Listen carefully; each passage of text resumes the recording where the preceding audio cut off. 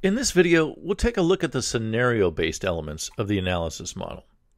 These include use case scenarios, use case diagrams, and activity diagrams.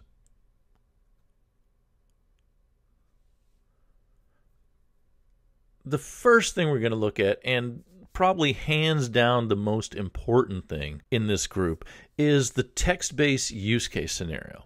In fact, you might argue that this is the most important work product of the entire analysis model. The use case scenario, or as Pressman calls it, the use case template, simply provides a more structured representation of a user story or a main requirement.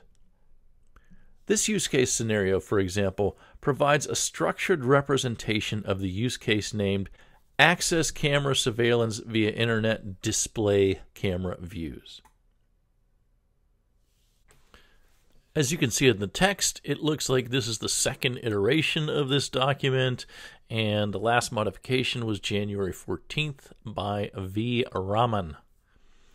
The primary actor of this use case is the homeowner. The goal in context is to view the outputs of cameras placed throughout the house from any remote location via the internet. The preconditions of this use case are that the system has to be fully configured, an appropriate user ID and password has to be obtained, and the trigger is that the homeowner decides to take a look inside the house while they are away. Now comes the scenario itself.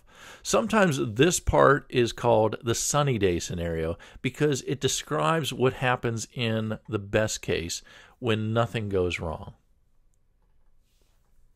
Okay, so let's walk through this scenario.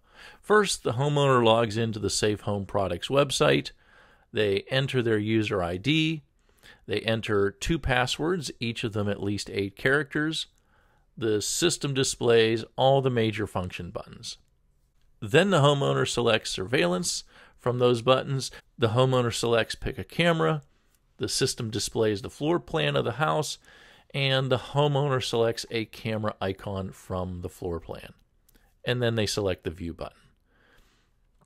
The system then displays the viewing window identified by the camera ID, and the system displays the video output in the viewing window at 1 frame per second. Okay, that was the default scenario, but there are alternatives that can occur at various steps. For example, in step 6 of the scenario, instead of selecting pick a camera, there might be an option to view thumbnail snapshots for all cameras.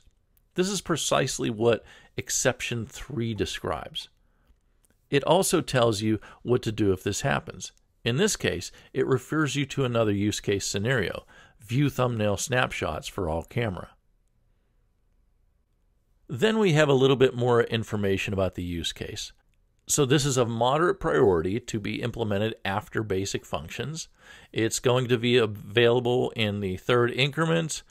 Its frequency of use is not going to be very frequent.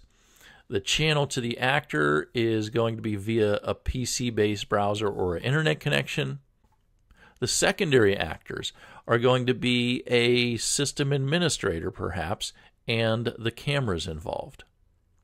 The channels to the secondary actors are, for the system administrator, a PC-based system, and for the cameras, it's going to be the wireless connectivity. Then finally, we've got some open issues. What mechanisms protect unauthorized use of this capability by employees of Safe Home Products? That's important to know. Is security sufficient? Hacking into this feature would represent a major invasion of privacy. Will the system response via the internet be acceptable given the bandwidth required for camera views? And will we develop a capability to provide video at higher frames per second when high bandwidth connections become available? Now, diagrams are great, but they help you view the big picture with regard to your requirements. When you need the details, which you will eventually, nothing is going to replace a good text-based use scenario like this one.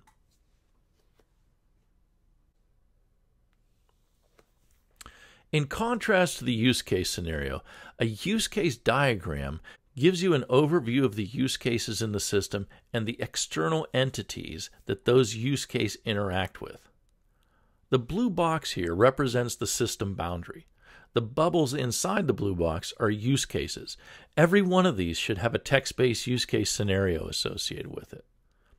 The things outside the blue box, in this case the homeowner and the cameras, are external entities. In the context of a use case diagram, they're both called actors. According to strict UML standards, you would draw all actors, even the cameras here, as stick figures. But many people ignore this rule when the actors are not people. The connection lines show which actors are involved with each use case. If possible, the primary actor is to the left of the system, and any secondary actors are to the right. If you look at the access camera surveillance via internet use case, that's the top bubble, you can see that the primary actor is the homeowner, and the secondary actor is the camera. And if you look at the previous slide, which describes this use case in detail, this is exactly what it's going to say. Although the text-based use case also lists the system administrator as a secondary actor, and that is not reflected in this diagram.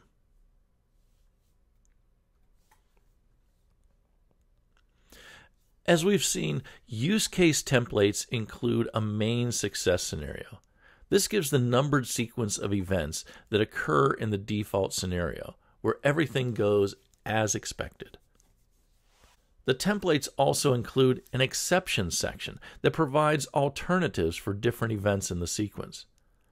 These alternatives often refer us to different use cases. In general, use cases are very good at telling us what happens in a particular order. The exceptions can sometimes seem like afterthoughts. If you want to highlight the alternatives in a use case, you may find that using an activity diagram makes things more clear. Activity diagrams excel when it comes to describing alternative ways of doing things. They're similar to flowcharts in this respect. On the left-hand side of this slide, you see an activity diagram for accessing camera surveillance. The homeowner enters their ID and password. If the password is valid, they get into the system. Otherwise, they get a limited number of retries and are locked out if those don't work. Once in the system, the homeowner selects the surveillance functionality and either selects a specific camera or decides to look at the thumbnail views of all the cameras and choose a camera in that way. Either way, the camera's view shows in a new window, and the homeowner is prompted for another view. The diagram on the right is more or less the same diagram, except that it contains swim lanes. Swim lanes are just columns that are used to indicate what entity is performing a given activity. In this example, the homeowner performs most of the activities, but the camera performs an activity called Generate Video Output, which is not indicated in the diagram on the left. And the interface performs the activities Prompt for Re-entry and Prompt for Another View. These activities are represented in the diagram on the left. And that's it for the scenario-based elements of the analysis model. In the next video, we'll talk about the flow-oriented elements.